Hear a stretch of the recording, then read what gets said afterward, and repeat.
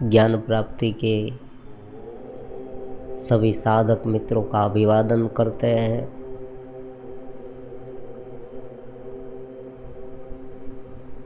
हमारे साथ जुड़े हुए पुराने साधक और नए साधक, इस दोनों का स्वागत है।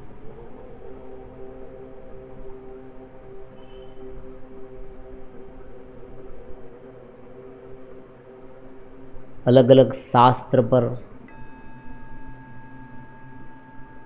दिव्य ज्ञान का सत्संग और ध्यान ज्ञान में कैसे आगे बढ़ा जाए, इस वर्तमान समय में उनके बारे में सत्संग इस चैनल में हम करते आए हैं। और जो साधक आगे बढ़ना चाहता है, रियल में, वास्तव में जो जुड़ते हैं पूर्ण भाव से, उन्हें व्यक्तिगत मार्गदर्शन भी मिलता है। यहाँ पर जो प्रश्न बीच में उत्पन्न होते हैं, समस्याएं आती हैं, समझ नहीं आता,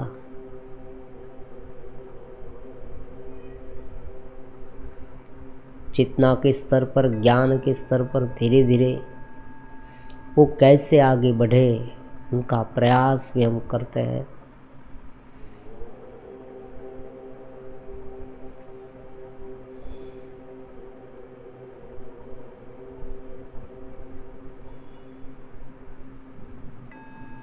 आज से योग सूत्र, आज से जो वीडियो आने वाली है 8-10 वीडियो जो है वो योग सूत्र पर आने वाली है। योग अत्यंत प्राचीन है। आजकल आप देखते हैं योग की महिमा बहुत है। योग से बहुत सारे लोग, बहुत सारे मरीज ठीक हो रहे हैं। योग का जो प्राणायाम है वो इतना प्रचलित हो गया है, और जो मेडिटेशन है, ध्यान, योग का ही अंग है, वो भी पूरे विश्व में प्रचलित है। लोग समझने लगे हैं कि हाँ, बाहर कुछ नहीं है, और जो बाहर है वो भीतर का ही विवर्त है। भीतर जाए, लेकिन फिर भी बहुत कुछ बाकी है।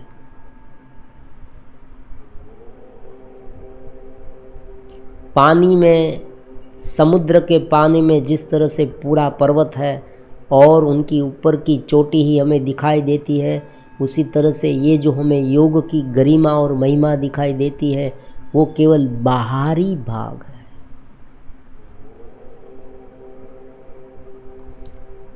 ऐसे बहुत सारे रहस्य उनमें छिपे हैं, सैद्धांतिक ज्ञान भी छिपा है, जो उनके पूरे अर्थ को महिमावान बनाते हैं, गर्वित करते हैं, उनकी गरिमा को दिव्यतम बनाते हैं। आज योग दिन, आप जानते हैं अंतर्राष्ट्रीय योग दिन अभी गया है, 2-3 दिन गए हैं।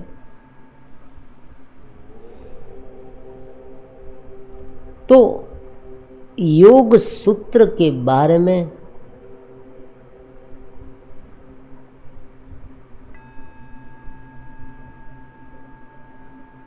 किस तरह से उसे वर्तमान समय में जीवन में उतारा जाए,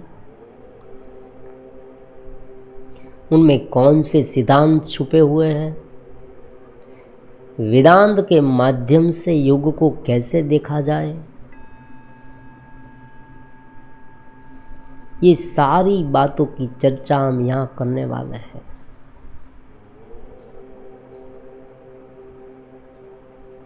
अत्यंत प्राचीन ग्रंथ है। उन पर बहुत सारे टीकाकारों ने भाष्य लिखा है।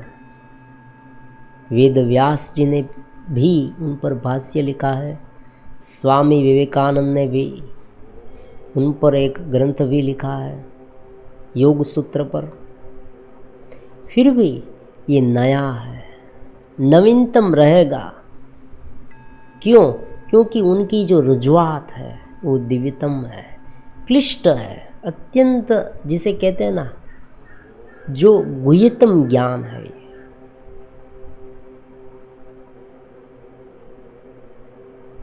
गुह्यतम ज्ञान जो समझना कठिन हो, लेकिन अगर उसे थोड़ा हमारे वर्तमान स्वरूप के आधार पर, वर्तमान स्थिति के आधार पर अगर समझा जाए तो अत्यंत मूल्यवान और प्रमाणभूत ग्रंथ ये बन सकता है। हम प्रयास करेंगे आप सबको भी इस योग शास्त्र में, योग सूत्र के साथ बहना है, धीरे धीरे उसे उतारना है। ज्ञान को आने दीजिए। मैंने बहुत बार ऐसा देखा है, लोग अपनी खिड़कियां बंद कर देते हैं। ऐसा मत करें, ज्ञान को आने दीजिए। वो आपके जीवन को परिपूर्ण कर देगा, आनंद से भर देगा, दिव्य चेतनवंत बना देगा।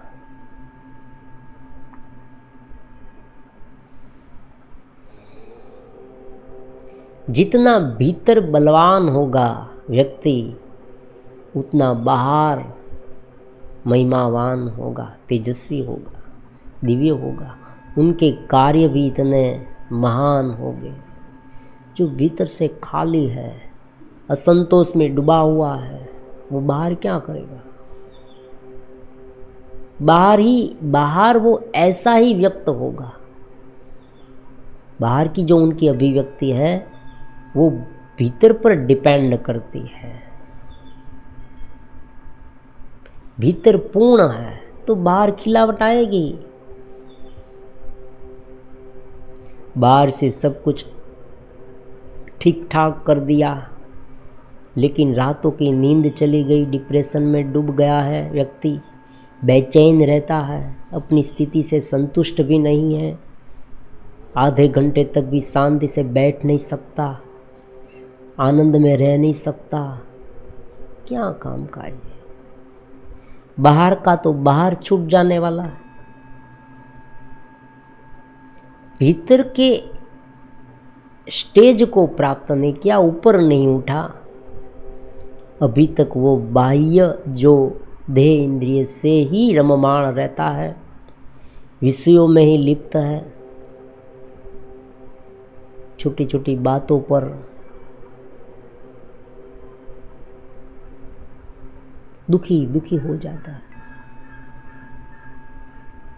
घटना घटे उनसे पहले उनका शोर शुरू हो जाता है, मन का शोर।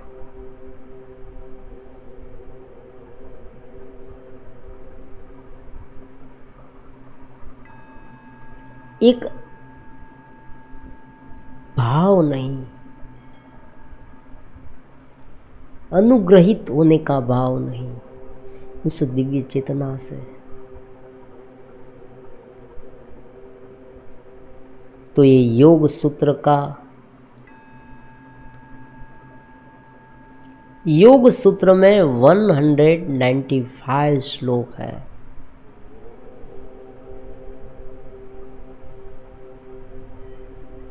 योग सूत्र में 195 इतने श्लोक हैं। 4 भाग में बटा हुआ है, उन्हें हम पाद कहते हैं, अलग अलग पाद। सबसे पहला है समाधि पाद, दूसरा है साधना पाद, तीसरा है विभूतिपाद और चौथा है कैवल्यपाद। ये 4 प्रकरण, 4 चैप्टर कुल मिला के 195 श्लोक सामान्य व्यक्ति, देखो सामान्य व्यक्ति का मतलब क्या आप करते हैं? कोई भी सामान्य व्यक्ति जिसने कभी साधना की ही नहीं, जिसे कुछ पता ही नहीं, वो भी अगर इस योग के राजमार्ग से आगे बढ़ता जाए तो पूर्णत्व की अनुभूति तक वो पहुंच सकता है। पूर्ण से पूर्ण, जो परमात्मा तक पहुंचाती है, जीव को ब्रह्म बनाती है, एक बूंद को पूरे महासागर में मिलाती है, जो सर्व अखिल विदम ब्रह्म है, उनमें इस सामान्य जीव को एकरूप कर देती है।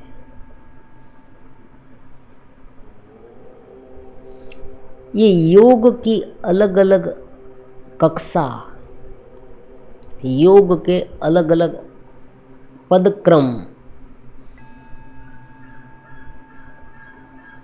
यम नियम आसन, प्राणायाम, प्रत्याहार, धारणा, ध्यान और समाधि, ये 8 अंग के माध्यम से वो परिपूर्ण हो जाता है। तो उस बात को गहराई से समझना है कि क्यों परिपूर्ण होता है साधक इस 8 अंग से, और वास्तव में क्या है, उनका अर्थ क्या है, ये भी समझना है।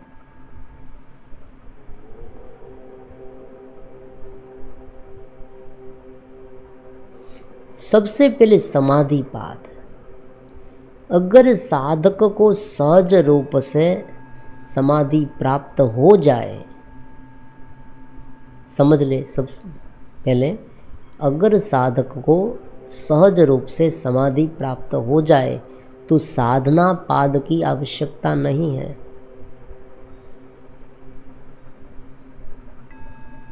चित्त शुद्ध ही है, ऐसे जो साधक है जिनका चित्त शुद्ध है, वो गुरु के माध्यम से सुनेगा, अहम ब्रह्मास्मि, तुम वही हो, तुम वही चेतना हो जो नाम और रूप से रहित है, जो सर्वत्र व्याप्त है।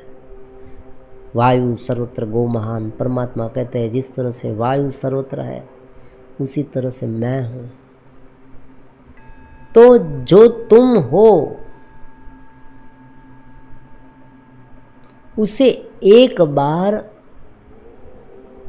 गुरु ने कह दिया कि तुम वो हो जो सर्वत्र है, तुम उनका अंश हो, तुम दृष्टा हो, तुम साक्षी हो, तुम चेतनवंत हो, तुम ये नाम और रूप वाला शरीर नहीं हो, तुम विकारग्रस्त मन नहीं हो।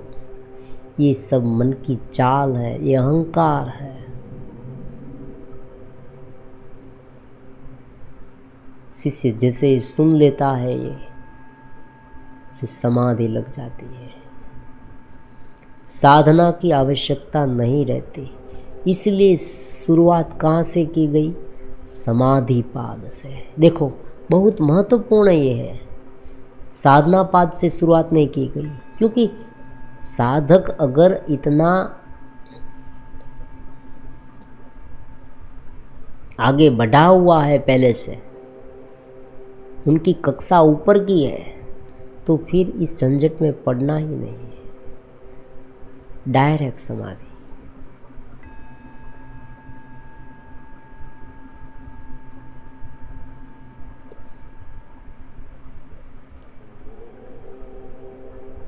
अथ योगानुशासनम,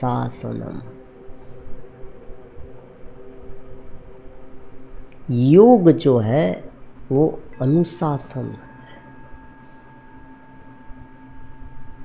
सावधान हो जाओ, योग हमें कहता है। योग का मतलब सबसे पहले हम यहाँ क्लियर कर दे, योग का मतलब आसन, केवल आसन नहीं, समझे, केवल आसन नहीं। आजकल हम देखते हैं जब भी योगा की बात आती है तब हमारे सामने क्या आता है, अलग अलग प्रकार के आसन, अलग अलग पोज में, और ख़ास करके अलग अलग प्रकार में लड़कियां अलग अलग पोज में दिखाई जाती है। योग है, निंदा नहीं, अच्छा है।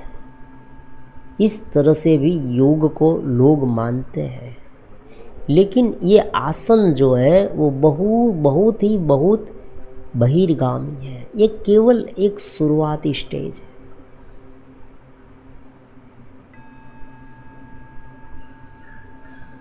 आसन, पतंजलि मुनि ने इस योग सूत्र की रचना की है, और ऐसा भी कहा जाता है कि पतंजलि मुनि ने योग शास्त्र बनाया नहीं है, लेकिन जो वेदों में था योग, ऋग्वेद में भी योग का वर्णन है, वहाँ से सुग्रथित किया है, एक क्रम में क्रमबद्ध किया है, हम ये कह सकते हैं। योग पहले भी था, पतंजलि योग शास्त्र की रचना हुई, उनसे पहले भी योग था। उसे क्रमबद्ध करने का काम, उनका श्रेय ऋषि पतंजलि मुनि को जाता है। पातंजल योग दर्शना एक दर्शन है ये, जिसे वेदांत दर्शन है, सांख्य दर्शन है।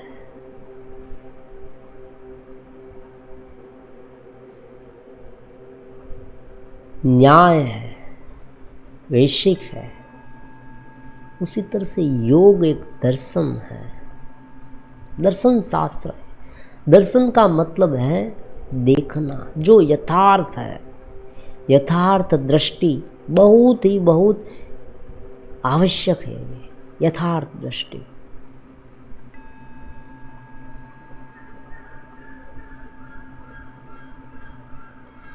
जब से मनुष्य में बुद्धि है तब से ज्ञान की आवश्यकता आन पड़ी, और अज्ञान से, जब अज्ञान होता है तब बुद्धि किसी भी मनगढ़ंत बात को सच मान लेती है। तो वास्तविक रूप का दर्शन कराना कि क्या है, और बंधन का कारण भी अज्ञान है, क्योंकि संकल्प शक्ति से सब कुछ होता है। जीव में जो जिजीविषा है, एक बार वो समझ जाए कि मैं हूँ, मैं ही यही हूँ, जो परमात्मा सर्वव्यापी है उनका अंश मैं हूँ, और उस परमात्मा को पहचान जाए, तो ये जो बार बार जन्म लेने वाली क्रिया है उनसे वो मुक्त हो सकता है।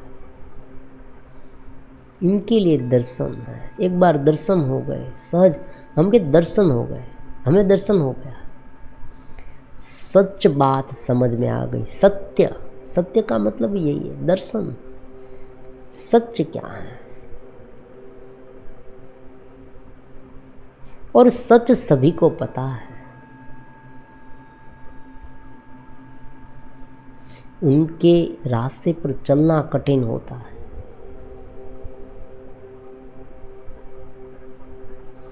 तो अथ योगानुशासन, योग के अनुशासन में बंध जाओ,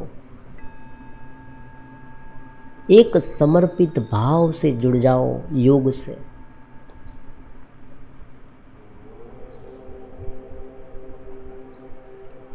अथ योगानुशासनम्, अथ योगानुशासनम्, अथ योगानुशासनम्, अथ योगानुशासनम्। योग के इस दिव्य मार्ग पर अनुशासित हो जाओ, सावधान। जैसे सोल्जर होते हैं, उसे कमांडर है, वो कहते हैं ना सावधान, अनुशासित हो जाओ। ये कोई पढ़ने वाली बात नहीं है, शुरुआत में कह दिया। इन्हें पूर्ण रूप से समर्पित होकर, एकदम शांत होकर, जिसे पूरी शक्ति लगाकर समझना है, ये बात है। पूरा मन लगाकर, मन का लोप करके सुनना, ये भी हम कह सकते हैं। पूरी तरह से समझना, ऊपर ऊपर से नहीं, क्योंकि ये पूरे अस्तित्व को बदलता है। सामान्य जो अलग अलग प्रकार के ग्रंथ हैं अलग, उसमें क्या होता है कि हम कोई एक विषय समझते हैं, उसमें हमें मज़ा आता है, फिर दूसरा विषय आता है। ऐसा नहीं, ये विषय को समझने वाला कौन है उनके बारे में समझाता है और वहाँ तक हमें पहुँचाता है। ये उनमें डिफरेंस है। और क्या ऊपर ऊपर इतना जम गया है, परत एक के बाद एक के बाद एक के बाद जो परत है, उस परत को खरोद खरोद के निकालने का काम करता है योग। जुड़ाव, कितना सहज शब्द है योग, जुड़ाव। सामान्य शब्द, सामान्य लगता है, लेकिन अर्थ असामान्य है। अर्थ कितना बृहद है, बहुत बृहद अर्थ है, लेकिन शब्द योग, जुड़ना। जो बिछड़ गया है, अब आपके मन में प्रश्न उठना ही चाहिए, कौन बिछड़ा है? कौन बिछड़ा है और क्यों बिछड़ा है? वो अलग हो गया है उनसे, उनका अलग अभिव्यक्ति बन गई है जीव की, तो उन्हें उसमें मिलना है। इनके लिए अनुशासित हो जाओ।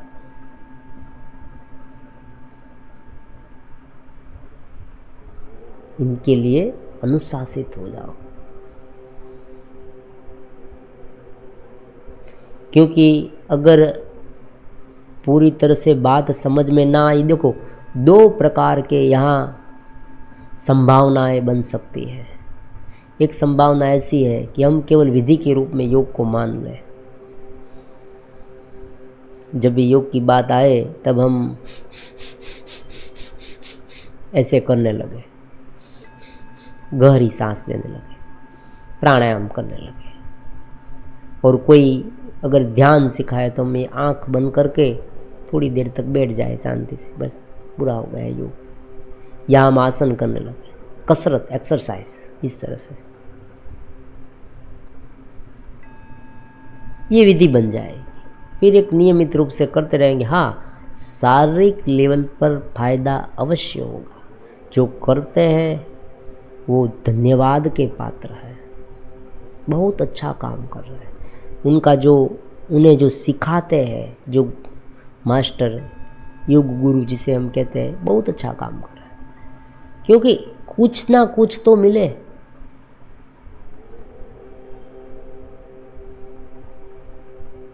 ऐसा बड़ा जो ज्ञान है वो हर एक व्यक्ति के बस की बात नहीं है, हम सब जानते हैं।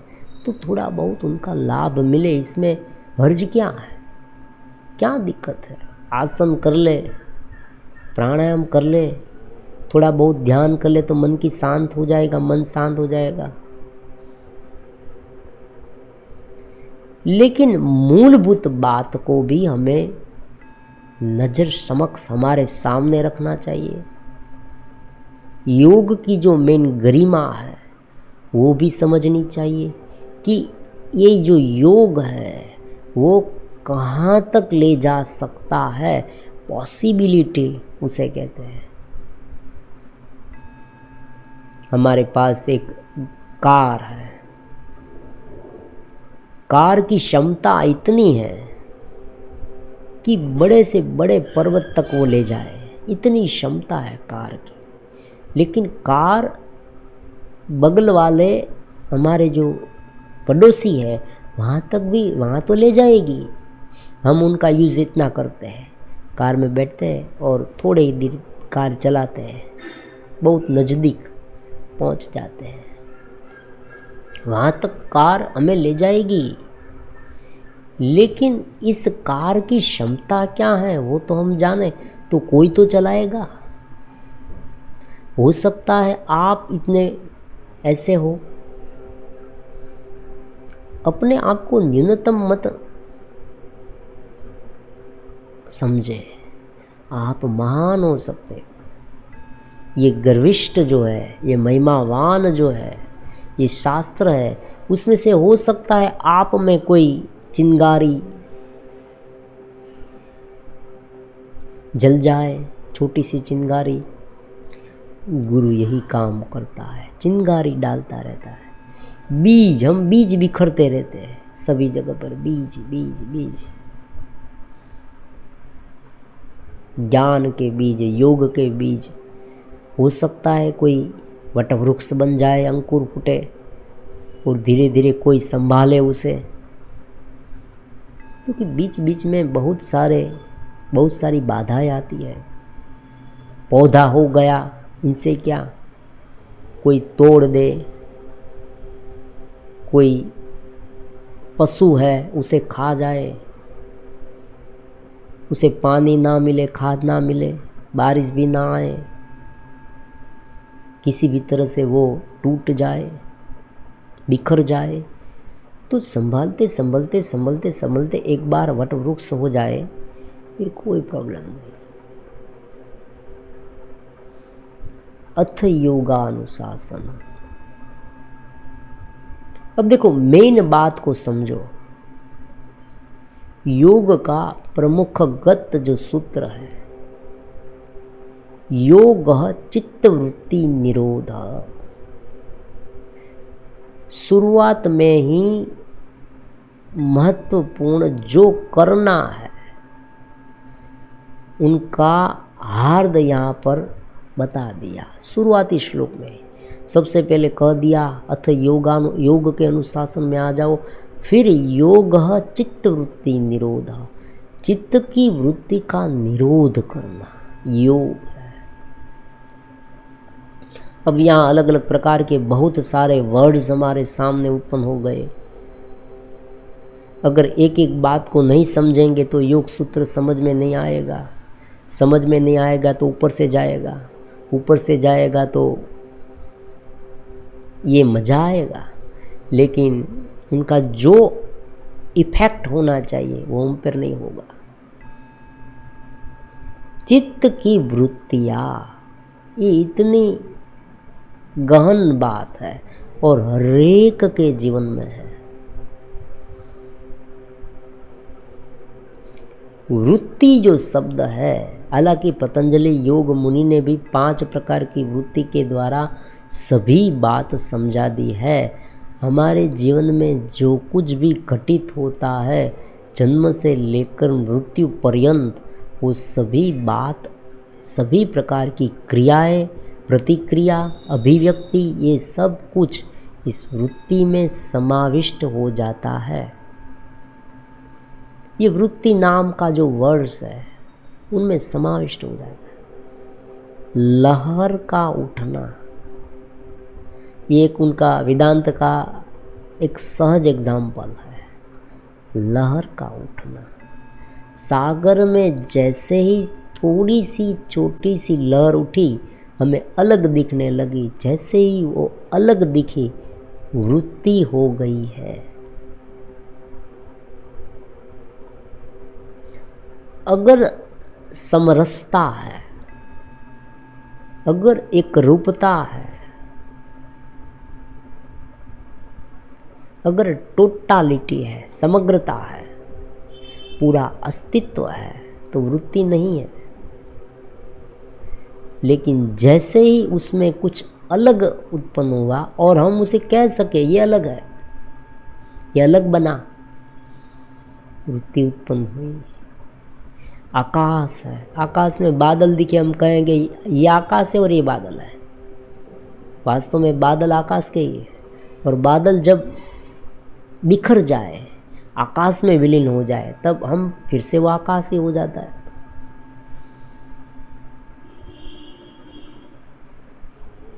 तो जो उनमें से उत्पन्न हुआ वो वृत्ति है।